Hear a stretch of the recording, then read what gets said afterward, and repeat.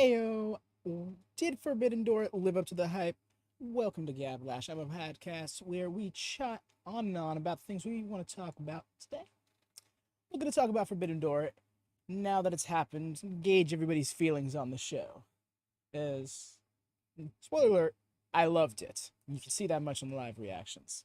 But I'm your host, AEW. Please leave a thumbs up on this video. As always, before you get settled in, do subscribe here. Words. Sorry, tripping all over myself here. But yeah, do subscribe if you're here for the first time. Bell always on, notifications. You know how the thing goes. We're live 5 times a week. It's gonna be 6 upcoming with Money in the Bank this weekend. And if you're watching on playback, do drop a comment. Those help us out a lot too. We want to hear what you gotta say. As you're coming in. Hey Dara, how goes it, fam? Nice to see you swinging by. But yeah, this is more or less going to kind of serve a review type of purpose this time around, whereas Gablash is more so just like anything and everything from the week. I feel like this is primarily going to be dominated by Forbidden Door, which is kind of the plan. I kind of intended on that because it usually is the case the week of a pay-per-view, the day or two after. People just they want to get what they have to say about it off their chest. So this is gonna be the place for that. Yes, I tripped all over myself. I do apologize about that. I'm a little scatterbrained. This weekend has been pretty loaded for me, all things considered. But yeah, I say we get into it. Of course, we got our 2 big main matches, the U.S. heavyweight title match and the Okada-Danielson match. But I think the card really was strong all the way through. I think the 0 hour was something that a lot of people would have said isn't necessary. They didn't need to have that many matches on a pre-show. They didn't have to have stakes in the pre-show like that with the Women's Owen Hart Cup quarterfinal. Final. Athena and Billy Starks. That was a good match. I feel like people wanted it to be more. I could be wrong. And that might be just me like overestimating that a bit. But it did kind of feel like people were expecting the match to be so much. And it was, I don't want to say another Athena match because that's to lump them all into one category. But it definitely was mostly Athena. It was Athena being Athena doing Athena things. Now, there was a United Empire versus LIJ. It was nice seeing LIJ in the competition. It was the first time I really saw them. As for Stu and Phantasmo, that match, that ruled. I loved that. That might have been my favorite match on the 0 hour, if I'm honest. Because, first off, big Stu Grayson fan. Might be my favorite member of the Dark Order.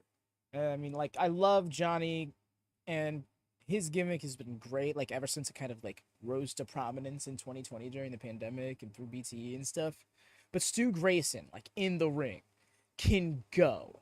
And man, can he go. Also, who forbade all these doors?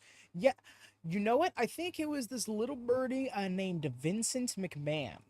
See, once upon a time, he decided to buy up everything and then pretend like his shop was the only one in town. And because his shop was the one that most people saw in the world, they just said, oh, then that must mean this is the only place I can buy this product. But alas, many years later, one rival promotion later, and now all of a sudden the market is full of businesses. Really struggled to hold that analogy together, but again, we're hardly awake right now. Do bear with me.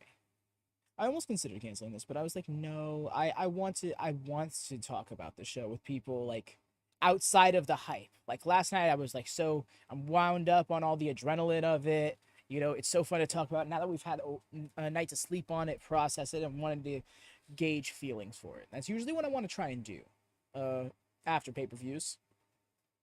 After AEW pay-per-views, I should specify. Pretty much Sunday pay-per-views, I'll say. But yes, and then last on the 0 hour, we had Mogul Embassy up against Best Friends and El Desperado. Is El Desperado Chaos? Because if so, then they were just up against Chaos. It was weird, though, because the way I had it is I could have swore there was going to be a 6-person a trios match, rather, with Swerve, Toa, and Bishop Khan up against Roppongi Vice and El Desperado, but it seems like Sexy Chucky T and Brian Cage squeezed their way into the match. So, I mean, it didn't hurt it all that much, but I'm a big proprietor of like minimalize how many multi-man matches you have. And that's not to say like a three-way or a four-way isn't a good thing, as much as I'm saying like I don't like an 8-man tag or a 10-man tag every other week, let alone both on the same card. And the 10-man tag was awesome. We'll get into that a little bit later. But I really loved that match. That match did a lot in establishing Takeshita specifically. Even though he was on the losing side of it, the Eddie Kingston Mox match, we'll talk about it here now. How did we feel about the Mox Kingston character work in there? Because it made me feel like Kingston can be the reason the BCC falls apart. If I'm honest. Especially now that we know Brian's got a broken arm. That could take him out of commission, probably off TV for a bit. And if we do this angle where it's like trying to pull Mox from the clutches of the BCC, then like that just the whole stable kind of falls apart. And I don't want that. If it's gonna fall apart, I want it to fall apart between Mox and Danielson and get back to that, because that's how this all started. This was born out of a feud, which, to be fair, was a feud born out of a teamwork proposition on behalf of Danielson. I'll never forget after Mox elbowed the piss out of somebody. He beat the crust off him. I can't remember what. I'm trying to remember who it was. It wasn't in the Eliminator tournament. It was right after he came back from his leave of absence, early 2022. But he was walking out through the crowd, and Danielson was standing right there in the awning where he came out, was applauding him, and they like had a stare down. And then there was a promo the next week where Danielson was like, yes, we could be great opponents, but we'd be even better partners. And I'm getting into a whole rant about the origins of BCC, but effectively I think what I'm getting at is I think that Mox and Danielson should be the ones to be the reason the stable falls apart. And even then, nothing says that it can't, the remnants can't still remain and be something of their own. Because Yuta, I don't care what anybody says, Yuta has been established. His profile has been enhanced because of BCC. And not just like by a little bit. He is a mainstay guy, okay? If you ask me about Yuta in late 2021, where I see him in 10 years, I'd be like, probably doing the same thing he's doing right now. It felt like he was just going to stay a good wrestler that was going to float the undercard of any major promotion he was in. Now you ask me where I see him in 10 years, I see him holding up a world championship. I see him holding up an AEW world championship or a Ring of Honor world championship indefinitely. I like that. Maybe not the AEW world title, but definitely the Ring of Honor world title. Yuta, and the fact that Yuta is barely 30 as well, yeah, he's gonna be. He can be a big deal. I'm not saying he's gonna be some superstar, but he can be a main event player where in a pre-BCC world he would have just floated an undercard for his career. There was something. Oh yes. And another thing in that match is I wonder how, with the strange dynamic they had with Eddie disliking both his teammates and then his opponents, like where does this go from here? Is there just gonna be like Eddie and Mox say fuck the world kind of thing?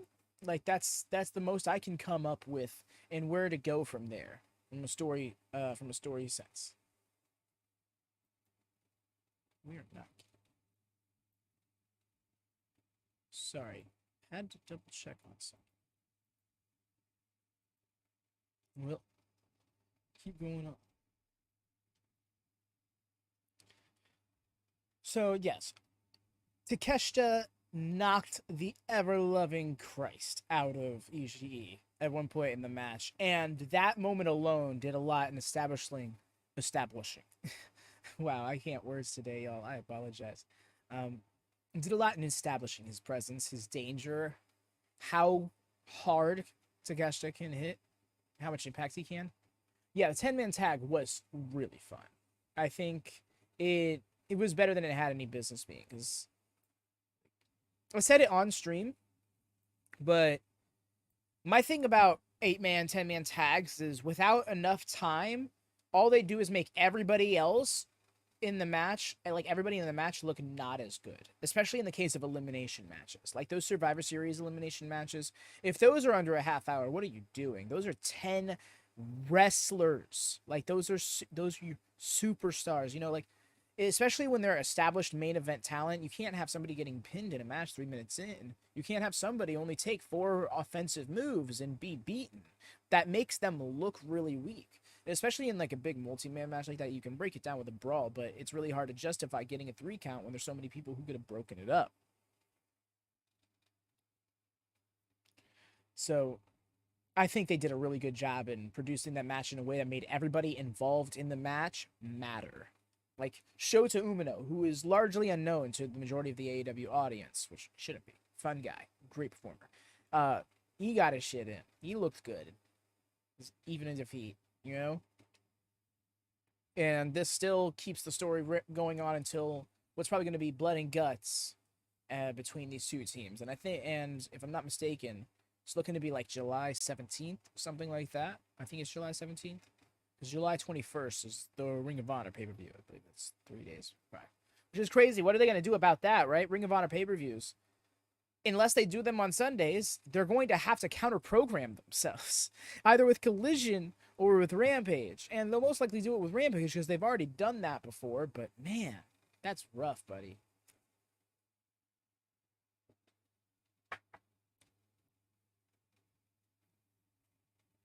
In that case, though, if they were to counter-program Collision, I don't know which one I'd have to do. I think I'd have to stick to Collision. Just because that's what the channel, like, is based on. Where it's primarily an AEW Watchalong channel. So, I guess I'd have to stick to that. Even though I really want to be able to watch more. Like I was saying, I'd love, in a perfect world, I'd love to be able to do watch-alongs for AEW, Ring of Honor, WWE, AAA, New Japan. Like, I would love to be able to do that, but my schedule doesn't allot that, and my resources don't allot that. Not to mention, I'm not sure how many people are looking for Triple Mania watch-alongs. So stuff like that is more fun to do on the Discord, where we can do watch parties, and everybody can chat along in the voice chat, as opposed to just being like me talking at chat. But I think both serve a good purpose. So, other matches on the main card, because I think we should probably try and stick to the match order largely. Although we probably won't, based on the fact that we haven't. The MJF match. That one was an interesting one. I think it was... If you like 90s wrestling, then this was fun. I think this would have been a lot of fun to anybody who's enjoyed 90s wrestling regularly. Those of you following WatchaMania for some time know that we once upon a time had retro watch-alongs, and we were watching along weekly to WCW Saturday Night amongst Raw and Hardcore TV as well. And this felt so much like a WCW Saturday Night title match, you know? And definitely, like, it was straight up, I said, the IRS rope grab spot. He loves those spots, and those on Monday Night Raw, oh man, his match is dragged.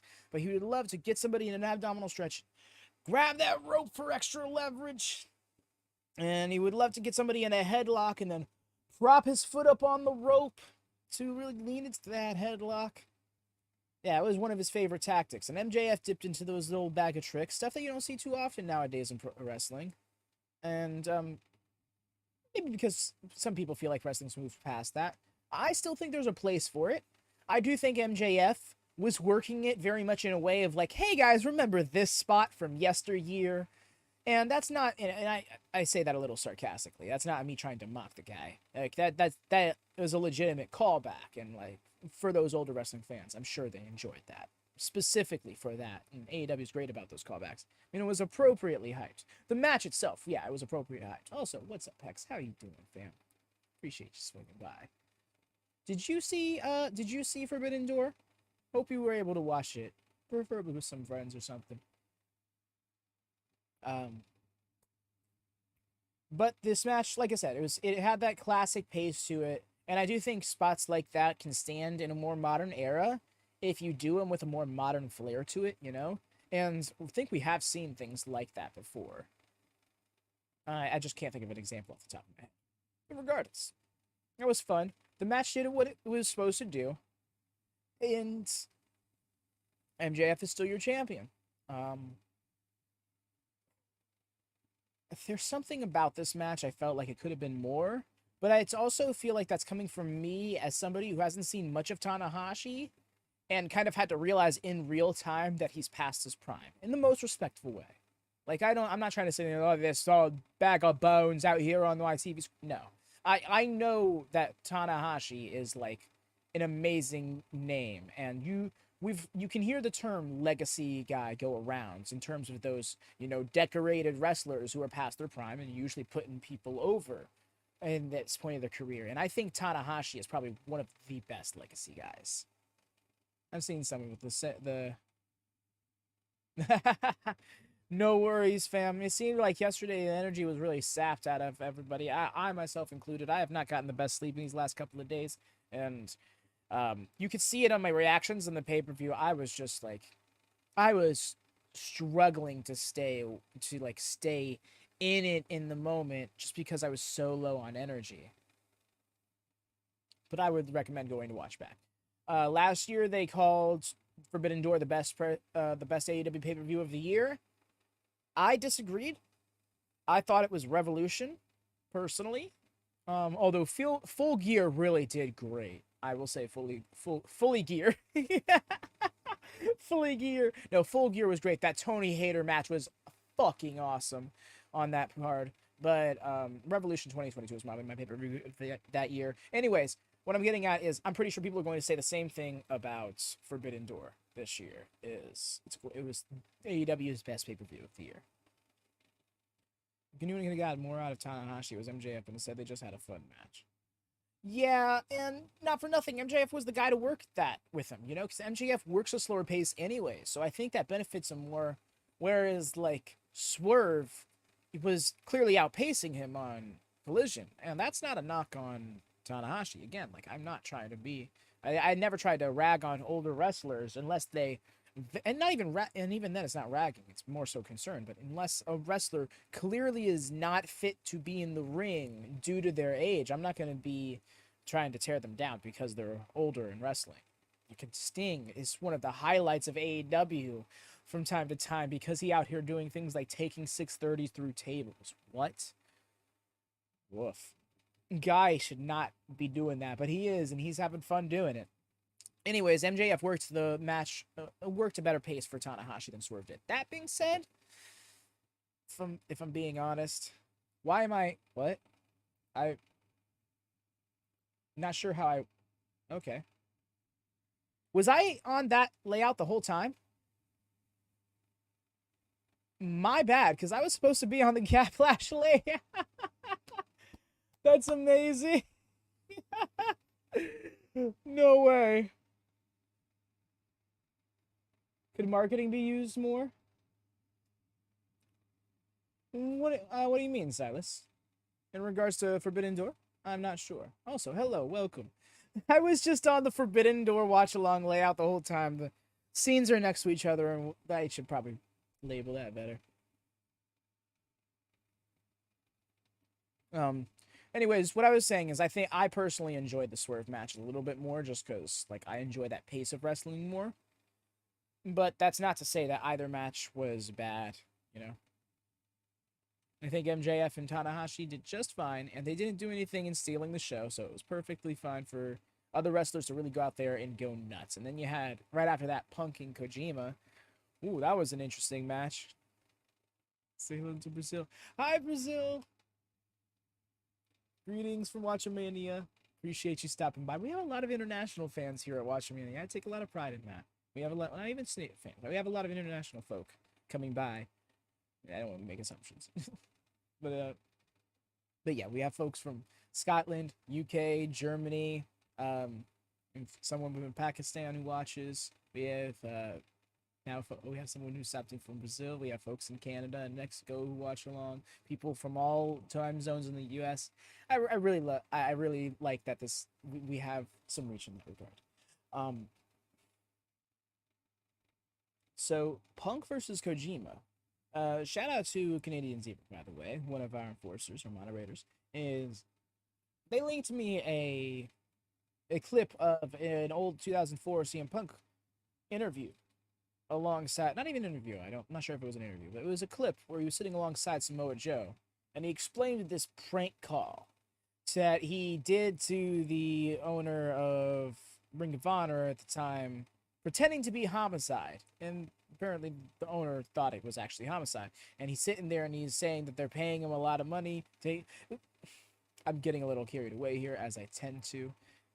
Point being is that that interview was outright referenced by Punk in the match, where he was hitting lariats on Kojima in the corner and going, "Lariat, lariat, lariats." It was a fun little bit, and with context is even more fun. And it's interesting how Punk can do that, because I'm still very critical of Punk's return to AEW.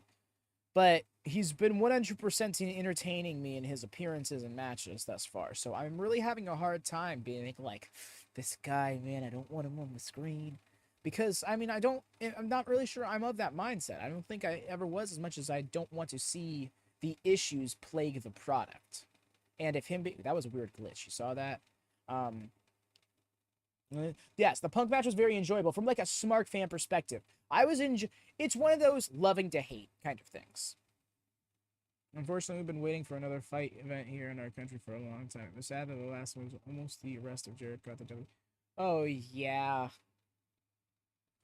Yeah, it has been quite a while since Brazil's gotten some like major wrestling. Now that I think about it, I can't remember the last time I heard of somebody like at WWE or New Japan or something going to South America in general. Not just Brazil, but the entire continent, you know.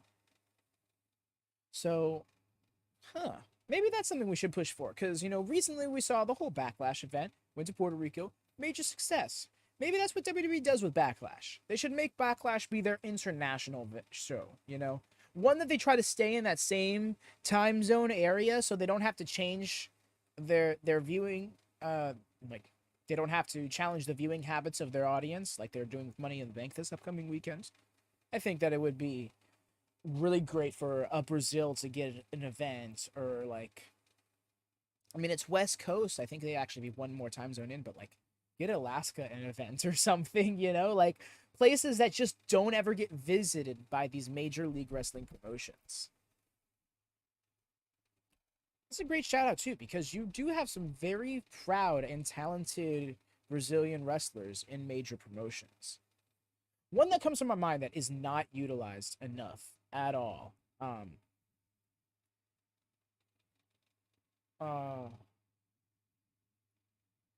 Wait, never mind. I don't think they're in the company anymore. Okay, never mind.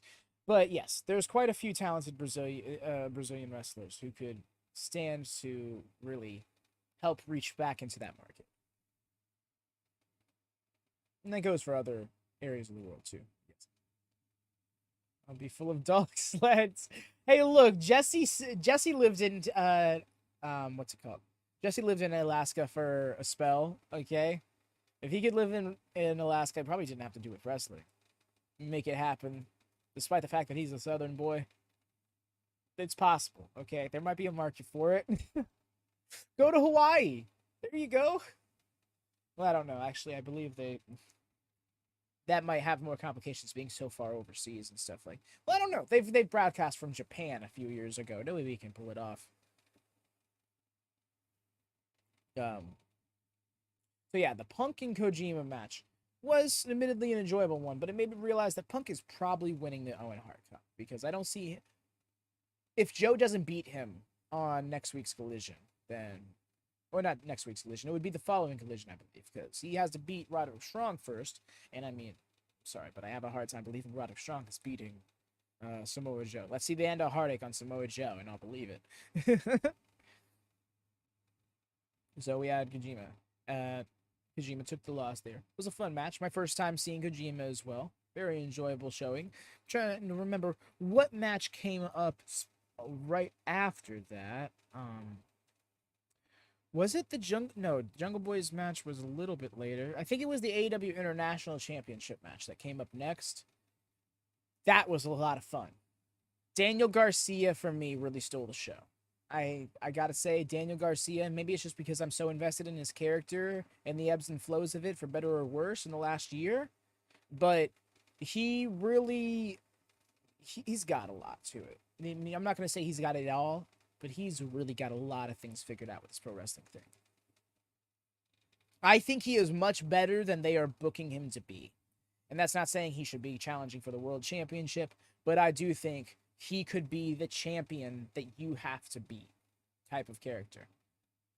Do you think Jack Perry doesn't have?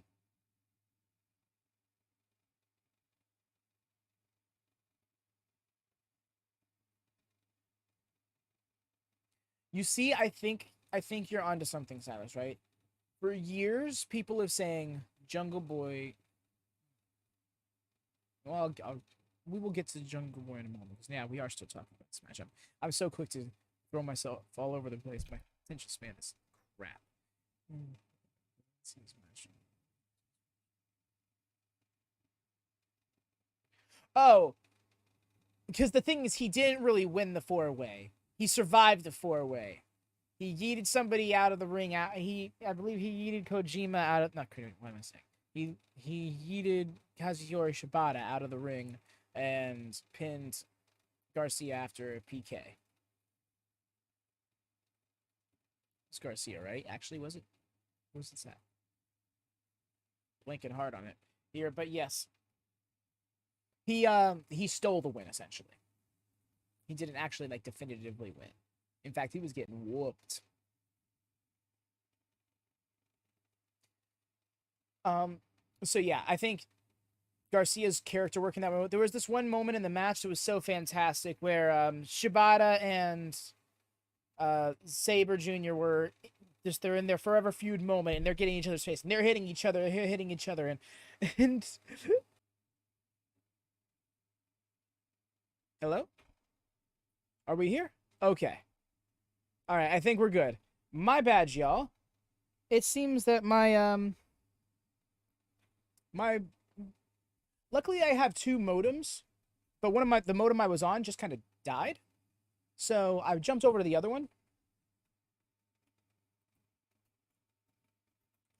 Do apologize about that. Yeah, if I have to refresh, necessary. But yes. I believe I was explaining Daniel Garcia's unnecessarily aggressive hip thrusting. And it was, but yes, it was a very fun bit in the match. Garcia ended up I believe, taking the pin. I feel so bad if I had that mistaken. But he was able to hang with them. Now, as it goes for Jack Perry's match, which I do believe came up next.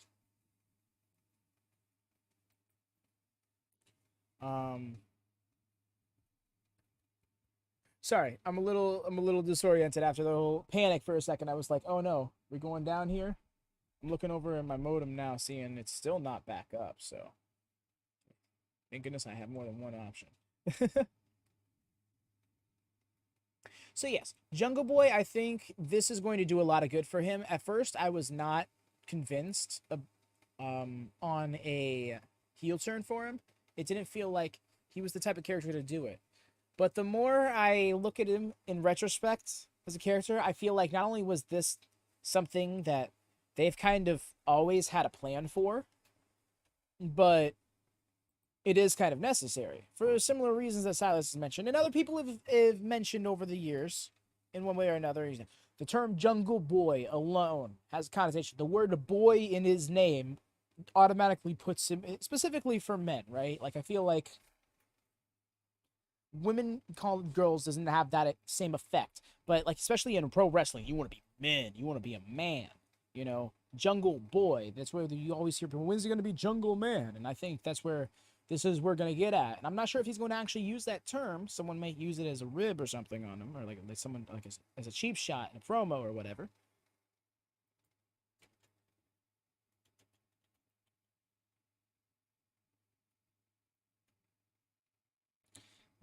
He's the jungle guy, Jackson Perry. You see, that's exactly it. I saw this one tweet put out. I think it was by Drainmaker. Shout out to Drainmaker on Twitter. They put out the tweet saying what he should do is have Anna Jay come out with him, cut his hair, wear like sunglasses, and just be like Hollywood Jack Perry or something like that. I think that's a fun way to go about it. Oh wow, that modem still hasn't come on. That's wild.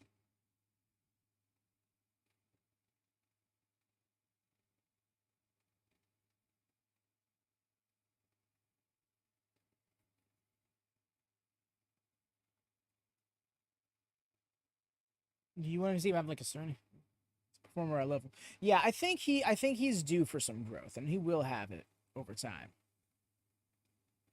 But it's just a matter of what direction are they going to take that growth in, you know, and how is that going to happen? Because yeah, you're right. Like he even sat there and he mocks the arm waving. So a new theme is in order. He's probably not even going to have a theme. I can see what he's going to try and do is probably come out to booze, the chorus of booze. That'll be probably like he'll do the no theme thing on Wednesday when he walks out, or we'll just come back from break or something and he'll be in the ring already. Because that's what he said. There was a little social media exclusive where he's Renee caught up with him in the backstage, being like, "We saw what happened in your match, but like, what'd you do afterwards? What'd you do that for?" And he was like, "You're gonna have to find out on Dynamite like everybody else, you know, the whole shtick."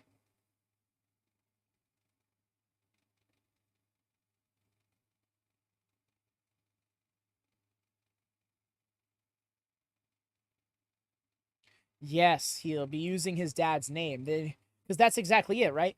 One of the things I remember people questioning in 2019 when Jungle Boy was one of the first people AEW signed, and people were like, "Who's this kid? Why does he matter?" And then people were like, "Look, he's this famous actor's son, and he's also a great wrestler." This and that. And people were like, "Well, why aren't they referencing this and talking about all of this and stuff like that?" And it's like, well, because he's forging his own identity, one, and two, that doesn't really have much to do with wrestling.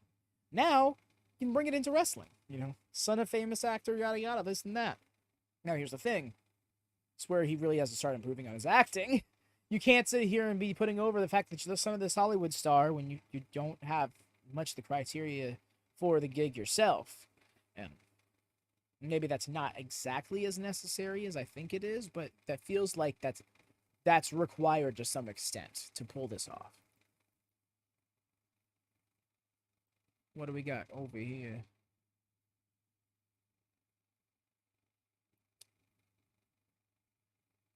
Oh, never mind. It was Doc Chris Mueller. Thank you. Shout out to Darnell Anglade here in the chat. He just linked the tweet that I was referencing. It was not by Drainmaker. You're very welcome, fam. Appreciate you. Good looking out here. Normally, you don't see things on Discord during streams, but I have the stream open. Right, I haven't that stream, but Discord open right now, so that way any of my mods can communicate with me. But I don't think I have any available at the moment. Regardless, yes, thank you. Appreciate the sources. No, this is the wrong doc. That's for the GM mode. Check out the GM mode tomorrow, 7 p.m. Eastern. That's gonna be a fun time. This channel is gonna be pretty populated with some gaming in the near future, particularly AEW Fight Forever. That's something we may talk about a little bit later as well. No, but we've already dragged on a lot, and I've hardly gotten through this card.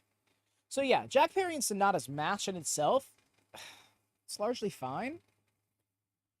Like it was great. Like it was great in the sense that they worked well.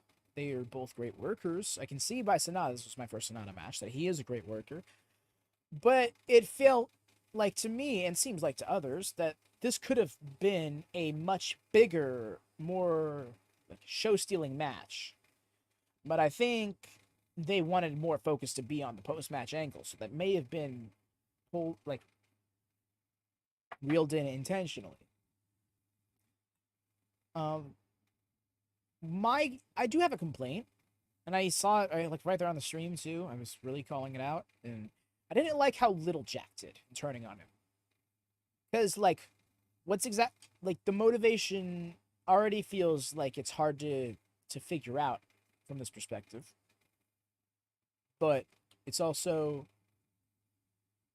Like, why do so little? Why'd you betray him? Like, do you not want to beat him up? He dropped him with one clothesline. And with how long Hook was holding his head, it would lead me to believe that his head whipped off the stage, at least in kayfabe. But it still felt underdone to me. I feel like he could have stood to get on top of him and throw some punches on him or something, you know? Kick him a few times. When he grabbed the title, I thought he was going to come over with the title and, like, swing it and, like, whip him with it or something. Or even when he threw it, have it thrown onto him. Little turn could have been more. That's what I'm saying. Like, it felt like, unless the story is Hook's doing this because he thinks he has to, now that would be really interesting to me. And I just stumbled onto that in this very moment. What if Hook's doing this because Christian and MJF have gotten in his head? They've convinced him he should turn heel. He needs to be underhanded. He needs to be meaner and more aggressive to get where he wants to get in life. But it's not truly him.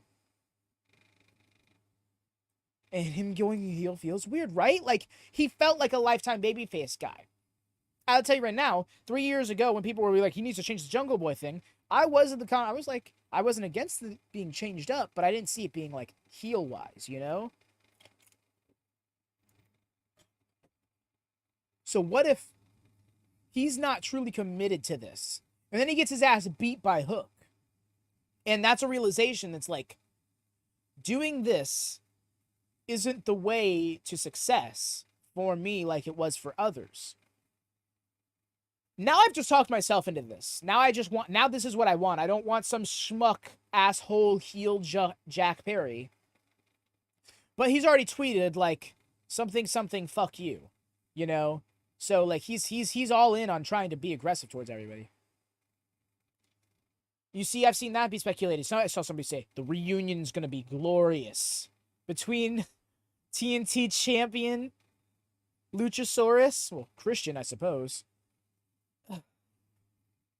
But you see, I don't know if I want that reunion. Because that's where it's like, just because two people are bad guys doesn't mean they get along now. You know, and just because he turned heel, like just because Jungle Boy turned heel, like Christian told him to, doesn't necessarily mean Christian's going to think more of him, or maybe he will, but doesn't necessarily mean that Jack Perry is going to think more of Christian. And he called out all of what Christian's doing right now. He's literally using Luchasaurus in the most transparent way possible. So, like, what Jungle Boy was saying in that feud is being most validated. Right, it shouldn't always be. Exactly. I still think that they can stand to hate each other. I do think a reunion can happen down the line, but I think there needs to be more to it than just, we're both baddies now, let's team back up. And also, like, Jungle Boy is out here trying to seek out singles gold. If nothing else, Jungle Boy can look to that situation and be like, see, it worked for him. Now, they still betrayed me. They're still pieces of shit. They were still pieces of shit to me.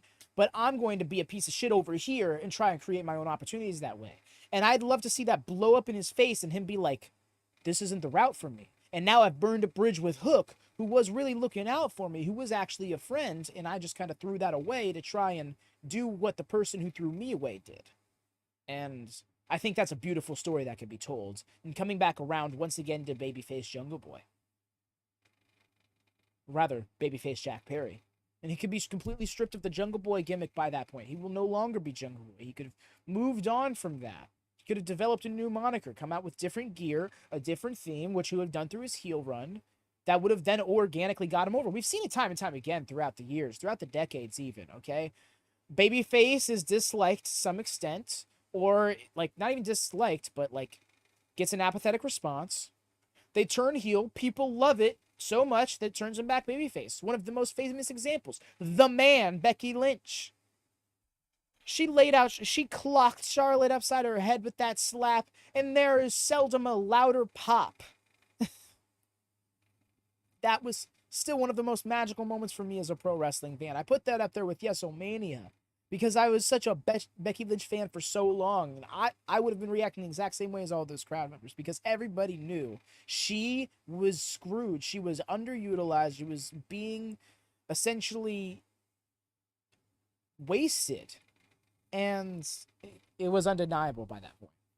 So yes, I think that Jungle Boy trying to turn heel and not truly being committed to it, like maybe even like he did the whole tweet out there, and like maybe he does like some heel tendencies, heel mannerisms. You know, he'll run with these for a little bit.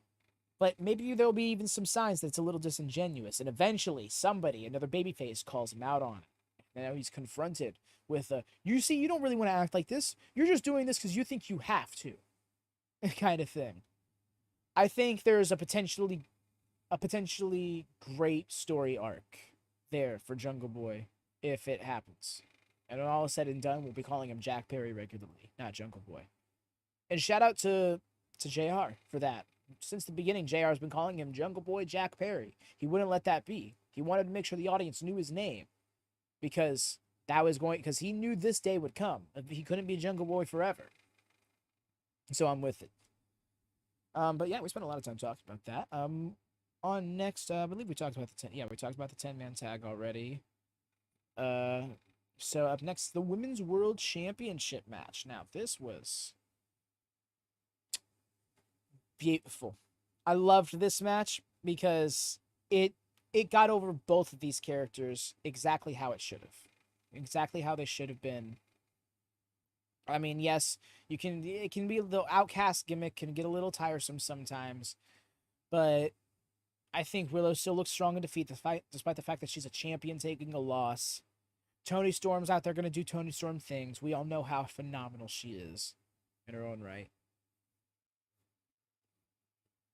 So, yeah, I mean, I don't really have much more to say about it than that. I enjoyed it as it happened. Honestly, I was happier that it happened at that point.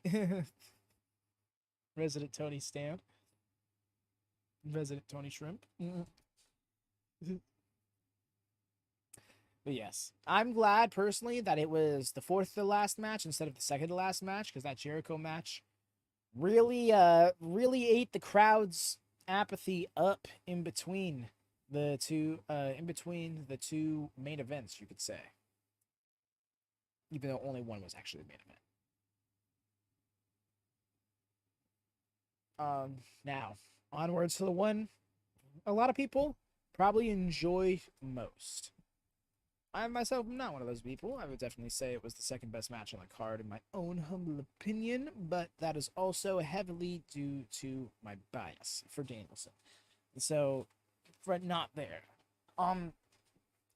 Now, based on what I know about their first match, because I did not see their first match, I never got the chance to.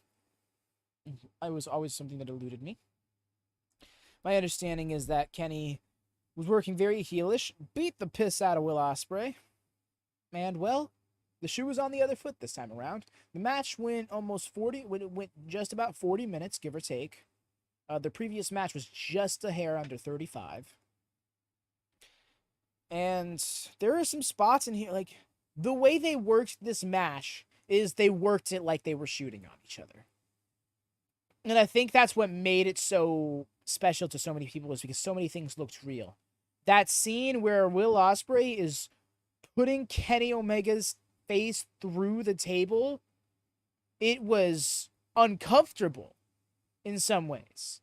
Because between the way Kenny was selling and between the way Will Ospreay was laying it in, you'd swear Kenny Omega was legitimately being beaten unconscious. And you'd swear that Will Ospreay was legitimately trying to knock him unconscious. Just like the heat that Will Ospreay got in that match was just like bewildering in some instances. The "you're a wanker" and still a wanker chants. This crowd knew who they were here watching. They knew the careers of these wrestlers. I appreciate that. I am in the camp of the Don Callis stuff kind of diminished the quality of this match a bit. I do think the security guards being out there doing absolutely nothing, having done nothing, and never did anything, kind of was just a distraction. It really took away from what could have been a much more succinct match. Even the spot where Don Callis was giving the screwdriver to him, was struggling to get it out of his pocket and struggling to give it to him. And specifically, the issue I had is Paul Turner kicked him out like barely 10 minutes into the match, and then he comes back 20 minutes later, and Paul Turner's like, "Hey, you're not supposed to be here," and then never acknowledges his presence again. It's like, whatever, I can't do nothing about that. So, like, right there, you just showed me that the wrestlers never have to comply when you're kicking them out like that. So he was saying he was risking a disqualification and stuff like that. They were really putting that over in commentary because they also put over that it's referee's discretion, like New Japan style rules, and I appreciate that. They really established that New Japan have their own rules for those who weren't watching. So I appreciate that because there would be some fucking numpties that would complain about that having not been explained to them, despite the fact that this is a crossover show, which means you should expect elements of the other shows. Callis was not needed, but I think the story here was Johnny break Kenny into who he was. Oh, perhaps that might be the case. That's an interesting take. One that is possible. Because that is what he's been saying he wants to do, but at the same time, I think he's already proclaimed that he wants to destroy Kenny Omega. So I think his goal here was part of that destruction is Will Ospreay beating him. Which sucks, but I mean, I guess it doesn't, because I know people want to see a third match, and to see a third match, you need to kind of have Will win the second one. That's about machine wrestling god sort of deal. Yes, but I think he's already proclaimed that Takeshita is better than Kenny Omega, and all that, which I found weird, considering he was just in a match losing earlier, in a 10-man tag. So that's kind of hard to stand by that.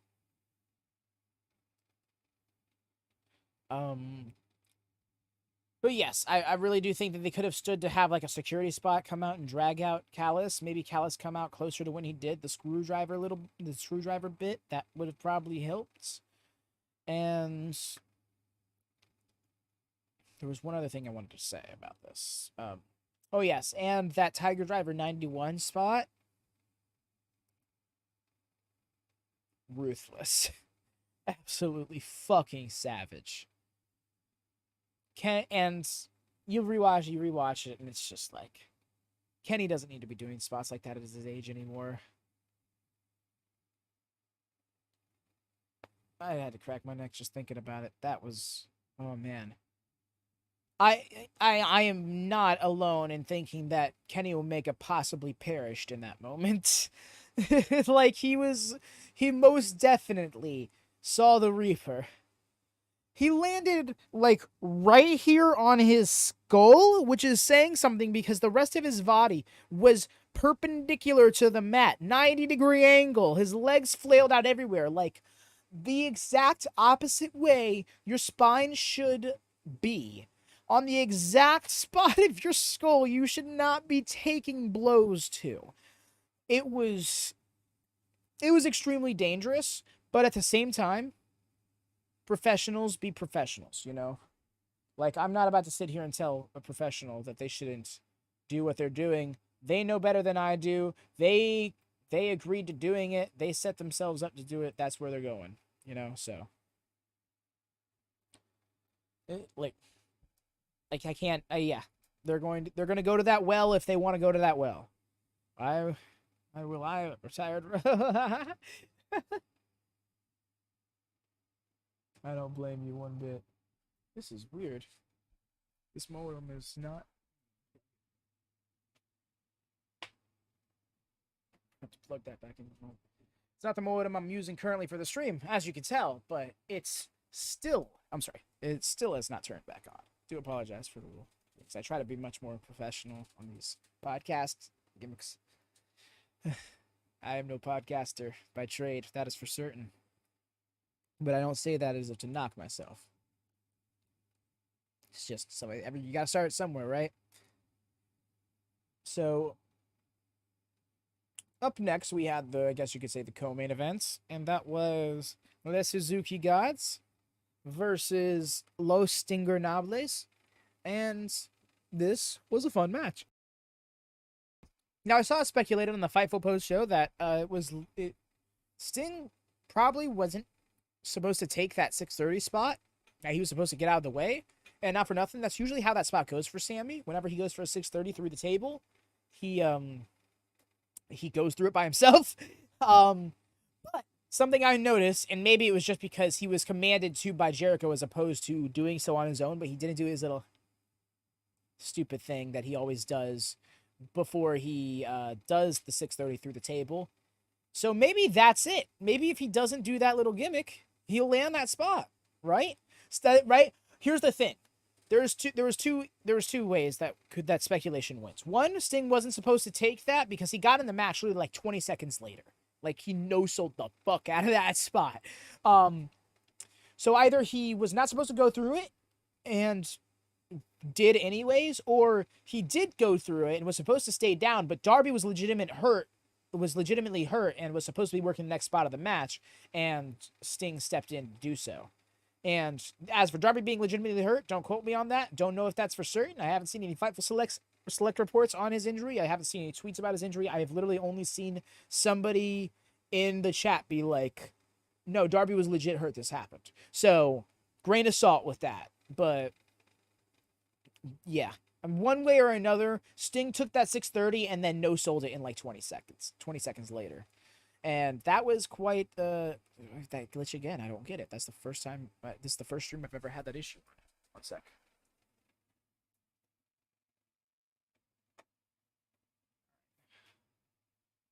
Let's see if that starts back up. Probably tend to that after the stream, but I'll say I can't.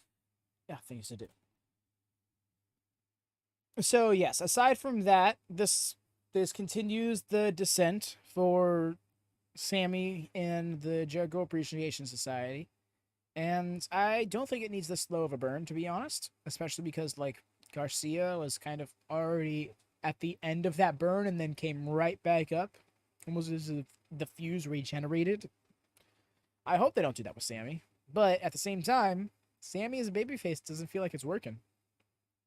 I feel like at the most, the thing is, at the most, people have not been booing as much. But it's not like those boos are being replaced with cheers.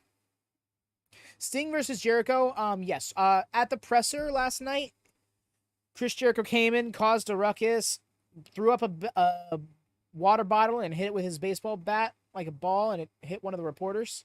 It's actually kind of funny. And he challenged him to a tornado attack. I'm pretty sure it's supposed to be him and Guevara against Darby and Sting. So there's that. Interesting that they're doing that. Where's Dynamite at this upcoming week? Here, I'll check it's in my next tab. I literally have a list available. Scroll down to 2023 here. Oh, Dynamite's in Hamilton, Ontario. Okay. Oh, yeah, that's right. All of AEW's in there. I don't know why I needed to check, because they just Dynamite and Collision have the same soaring schedule. So yes, that was a fun match for what it was. It was the first time I got to see Naito since I watched his matches with Jericho back in 2017, I think it was. So that was fun. He's a fun character. His presentation is so amazing, and his theme is epic. Naito's theme is just... like, the way he comes out, like I said, he feels like a secret weapon character, you know? Like, he feels like oh, we're this military agency, and we're not sure how we can handle this unless we ask him. Oh, man, but he's so unpredictable. We're not sure what he'll do. Oh, but what choice do we have? Like, that's the kind of energy I have when I see Naito coming out. Like, oh, man, he's the press in case of emergency button kind of character. I wish there was a more concise way of putting that. But yeah, it just feels like secret boss. At least in his presentation. So, lastly, our main event, part of the A-Team. How old do you get that? Yay, I'm not old. So this main event was everything for me. I appreciate Danielson so much. He worked that last 10 minutes of the match with a broken arm. He did. So for those of you who feel like the quality was hindered or wasn't as good, that could have had something to do with it. I won't use that as an excuse. I don't think he would either. Especially because you saw him straight up trying to use every way, like every play he could think of to accommodate for that arm. And when he had no choice, he just let it get used. Like the wrist control bit and the Rainmaker. Oh, he's something else. I was wondering how, because I was sitting there watching and I'm like, I feel like he's really hurt. because he's not playing it up, you know? When he got landed on his head and he did the twitching little gimmick to really rile up the crowd and heel out, that felt very worky. He leaned into that. But you can tell Danielson's really hurt because he won't try to sell it. He won't let it be a thing. So he kept on trying to keep that arm tucked. He wouldn't use it a little much. When he had no choice but to let it be a part of the work, he'd let it be a part of the work. But otherwise was just not using it, would not address it. It wouldn't get worked by Okada. So it really had me thinking, I'm like, yeah, he's really hurt somewhere. But he kept landing on his back. So I'm like, okay, so this isn't a collarbone thing. And when he got pulled, I'm like, okay, so this isn't like a bicep or tricep tear. Like, what's going on here? Is it a wrist? Did he fuck up his wrist? Kind of thing. But then at the end, when he finally he kind of like moved his hand up and then he got the label lock and he was able to get the S grip, even though all of the four, you could see in his muscles. Like, I'm not sure how familiar you are, but you can tell it's somebody when they have muscle definition, if they are tensing those muscles or not. And his left arm was all tense and ripped up, but his right arm, you did not see the bicep flexed or anything. You did not see the forearm bulging or whatever. I was like, he's hurt. There's something, at the very least, he is legitimately not using that arm as a way of putting over that this arm is hurt, And then he had to give that up, and then he transitioned, and Mans decided to go, hey, ZSJ, rather, I see you, and locked him in with his leg over the arm, twisted him whichever other way, couldn't even give you a name of what it was called, and Okada tapped out. And I'll tell you what, I did not see Okada tapping out. I did not see either of them tapping out in this match, and that was the only submission loss of the night, if I'm not mistaken. So, very definitive win for my guy Danielson, and as somebody whose favorite of all time is Danielson, someone who considers him to be the greatest, it's really awesome to see him get that moment, But the fact that this is now his third injury since coming to AEW, his third known injury since coming to AEW, between the concussion last year, then the issues he was dealing with earlier this year after his match with MJF, and now what he's got going on now with the broken arm. One has to wonder how much he's going to keep at it before he just fully transitions into a backstage role. But I loved to see this match. It was so fantastic, and some of the things they did in the gravitas of the match alone made everything feel so impactful and so important. So it was awesome, and nothing says we can't see a rematch down the line. This technically wasn't their first match, if I'm not mistaken. In fact, Danielson was one of Okada's first ever opponents on Okada's excursion back in 2004. That's really going back. So, a little history to touch up on this, but overall, this pay-per-view was just so awesome top to bottom.